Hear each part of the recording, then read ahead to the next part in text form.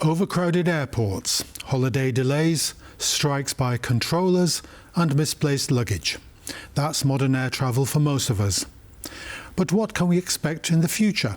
More of the same? Despite everything, the airliner still gets us to where we want to go. Join me, Jan Darasz, for How We Got Here. While Santa Claus is coming to town for free and carbon-free, this cannot be said of millions of average Christmas enjoyers. In Europe, it has something to do with ecology. Under the European Union's Green Deal and its stringent environmental targets, airliners are required to increase the use of sustainable aviation fuel. I think the challenge with sustainable aviation fuel has been that it requires a huge amount of investment, innovation, and players across the value chain to make it happen. What we'll do with Flight 100 is show that 100% sustainable aviation fuel can be used today in existing engines, airframes and fuel infrastructure. But the challenge ahead is really one of scaling to get to enough volume so that we're flying more sustainable aviation fuel every day. Add the propellant's limited production and the reasons why the EU's mandate effectuates higher operational costs becomes clear. The regulations also forced airlines like Lufthansa and Air France KLM to introduce an environmental surcharge to cover the cost of environment-friendly fuel. Other air carriers refused to implement additional fees of this kind to avoid burdening passengers with paying for the EU's green goals. But increasing plane ticket prices are only one of the inconveniences in the post-COVID reality of air travel. The European air traffic control system is plagued with challenges. The recovery of traffic after COVID turned out faster than predicted, which in turn led to understaffing. The lack of controllers was further aggravated by an ageing workforce, coupled with new generations still earning stirrups. Regardless, according to the Airports Council International's annual World Airport Traffic Report, total passenger count in 2024 will reach approximately 9.5 billion, representing 104% of the 2019 level. This means 2024 may be the first year to see air traffic return to its pre-pandemic size. To meet this rising demand, more planes are needed. But at the moment, demand is strong, capacity is constrained because of the challenges being faced by Airbus and Boeing. Both companies are having a hard time keeping up with the production as they face adverse winds of either increasingly stringent safety measures or failing supply chains. As far as cargo traffic is concerned, the International Air Transport Association's report has shown that air cargo has been experiencing rising difficulties due to steps taken by countries to restrict international trade by different types of measures, including tariffs. But regardless of these hurdles, the AITA forecasted air cargo to grow by 5% in 2024. Lastly, competitors from other regions are unlikely to introduce limiting regulations similar to those imposed by the EU. European airliners may end up suffocated by the regulations and outstripped by its non-EU competition. But despite all of these issues, things are looking surprisingly good for both the carriers and the carried. I think 2024 has been a good year. Profitability improved. I think we're looking at an improvement in profitability again in 2025. As people are driving home for Christmas, or rather flying, the IATA forecasts the airline industry's revenues to amount to a little over $1 trillion next year.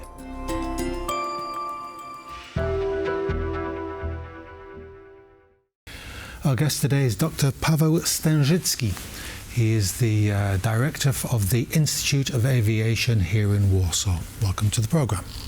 Thank you. We all take aircraft now. We fly around everywhere. The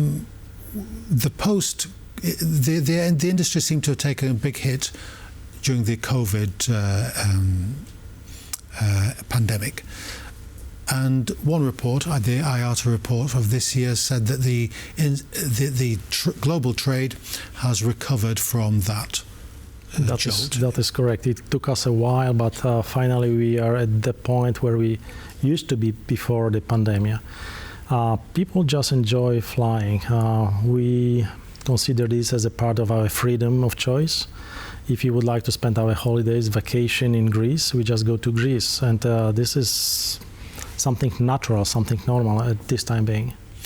And the report says that commercial global air cargo traffic is expected to grow by 5% and passenger traffic 11.5%. That is correct. Again, people love to fly. Additionally, we just spent a lot of time and effort making flying greener, more sustainable. It is very important, especially for young generations, so people do not consider flying as a kind of shame. We are proud of having this choice. And it is, I believe, still the most convenient way to change our location, the most convenient way to ship our goods if we consider shipping something in long distance. Plus, this is very safe. I believe this is something that people consider as well. I mean, unfortunately, if you crash, it's catastrophic. But generally speaking, it's the safest. The statistics says that this is the safest way. But our attitude to air travel is a bit ambiguous. You mentioned our joy of going from Poland here to Greece just because we want to. We feel it's a natural thing. We want our goods to come from China quickly. Our iPods or whatever, but yet we want that, and we want also this green, sustainable version of the air travel. Those two things aren't compatible, are they? Well, we are getting there. How do you mean? What's a green aircraft look like, or what the fuels like? You know, this progress or this revolution taking place on our eyes, in the front of our eyes. Over the last 30 years, we improved aircraft travel efficiency significantly, I would say by 50% at least. We did a great job on both aircraft configuration. Well, normal people cannot say it, but of course we use different materials, different aerodynamics. But even bigger job was done on propulsion systems. These engines we use today are totally different. It's same or similar architecture, but from the efficiency standpoint, they are totally different from those used 30, 40 years ago. So we are getting there slowly. And there is also an obligation, especially in EU, we have to reduce the pollution or carbon pollution by 55% comparing to 1990. In 5 years, actually. In 2030, we are obligated to reduce these emissions by 55%. And furthermore, we are obligated to reduce it to zero in 2050. I mean, that's pie in the sky, isn't it? Yeah, I mean, it certainly is. Use the aviation metaphor. This is a directive from a political institution, the EU, and surely it can't be that you have a totally carbon-free airline or aircraft by the time you say.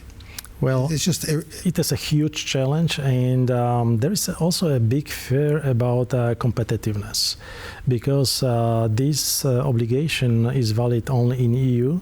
So there is quite a lot of fear, I would say, among airlines, but also among industry.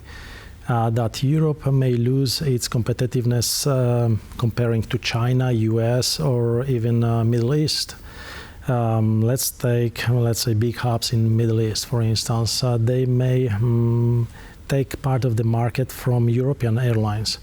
It's the commercial market, the cargo. Yes, both passenger and commercials. Yeah, so this is a big. Nowadays, there is a big discussion on how EU and each governments, local governments in Europe can support industry and airlines to avoid it. How to achieve the common goal of net zero aviation with keeping this competitiveness. That's one thing. The technology of the aircraft, the efficiency of the aircraft. You go to an airport and the queues, delays, strikes, all that sort of stuff.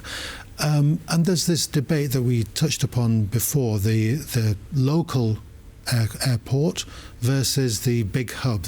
In the Polish case, the CPK, the transport hub that they were planning. What's the trend global? Is it to these small aircraft or airfields, airports, or to the more of the big, as you said, the big hubs? You mentioned the one in Dubai. So actually, there are like two parallel ways to go. As you mentioned, big hubs like the one in Turkey, for instance, or big hubs like Heathrow. And you may want to collect all passengers from the region there and use big airplanes to transport them to China or across ocean, for instance. But nowadays there are some doubts about first economic aspects because it seems to be quite expensive to collect people, keep people there, and then transport them between hubs. Additionally, there are some doubts about the ecology. Some people say it is more green to fly directly from Shanghai to Warsaw, for instance, instead of flying from Shanghai to Paris over Warsaw or Bydgoszcz, right? You can physically see Vistula River, and you have 2 extra hours before you land at Charles de Gaulle Airport. Then you have to spend another 2 hours over there and fly back to Warsaw. So it's time-consuming, and it has nothing to do with being green. Which is the area? The report in this IATA report said that the Asia Pacific, every report seems to suggest that is going to be the big region for the 21st century. Yeah, that is correct. If you consider the population of China and India, the middle class there is growing rapidly, so people can afford flying, simple like that. And of course, so this is passenger flow, but also from the transferring goods standpoint, I mean cargo, there is still huge room to increase this market. In Europe, for instance, we have how many? 350 to 400 million people, depending on what you count. In India, you have 1.5 billion people. So if you consider aviation market, recently the biggest purchase of airplanes, the biggest contract, is, I believe, in India. They bought 500 planes. Of course, it's not a grocery shop, so they ordered these 500 planes that are going to be delivered over next 10 or 20 years. But these two markets are growing very rapidly. And the middle class will want to travel, and the Indian middle class is probably the size of Europe. Are there any dangers of congestion? How will the technology resolve this massive increase in passenger numbers and cargo amounts? So there are several projects ongoing right now. So first of all, we need to get rid of these queues you mentioned at airfields, airports, because it's not good when you wait for your vacation and you're quite in a hurry when you are doing your business and you're on your business trip.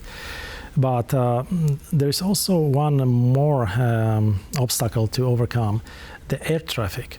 Not many people know that over last year, 1 out of every 3 flights was delayed because of the traffic jam out there.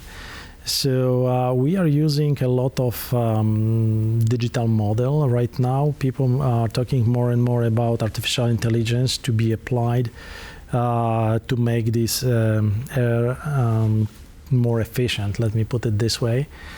Of course, aviation is very technologically advanced, but we are at the same time very conservative. Especially organizations like ICAO, FAA, or EASA, they do their best to keep aviation the most or the safest way to travel. I understand that. But we need to be more open for innovations if we want to accommodate this growth you just mentioned at the beginning of our discussion. The military is taking advantage of a lot of drone technology, both under the sea, the submarines, and the aircraft. is that an avenue that civil aviation could take, or do we, as passengers, as fare payers, still expect the pilot, the captain, to do the hard work? From the technological standpoint, we are ready or nearly ready to apply these unmanned vehicles to transfer people even over the ocean. But there is a safety issue, so our regulators still believe that human being captain should be there. Plus, there is the factor you just mentioned about the human acceptance, right? People first do not want to be driven by computer, right? They do not believe that it can act in, let's say, strange or unexpected weather condition, as an example. Plus, there is also an issue with people acceptance. I mean, people who are on the ground. They do not want to allow these objects being flied over their heads with no control. With no control, meaning with no human control. Yeah. Final question to you, Dr. Stringent. What's the airline of the future going to look like? Are we still going to have queues, delays, strikes by the controllers? I would like to have this answer. Probably I would become a very rich guy if I knew this. Airline of the future is definitely more eco-friendly, because especially for new generation this becomes more and more important. And even if you buy your tickets today, you may be informed about the pollution you will cause, or your flight will cause. So the airline of the future needs to be green.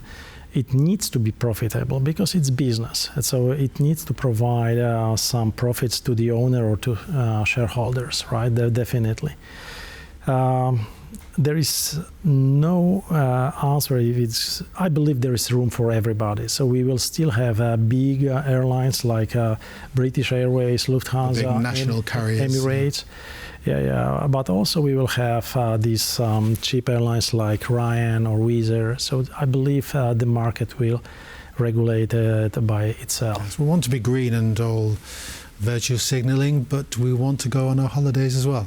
Yeah, definitely. I don't think we will going to resign out of it. Dr. Stringent, thank you very much for coming on to the program. Thank you very much. Fascinating discussion there. Do join us next time for How We Got Here.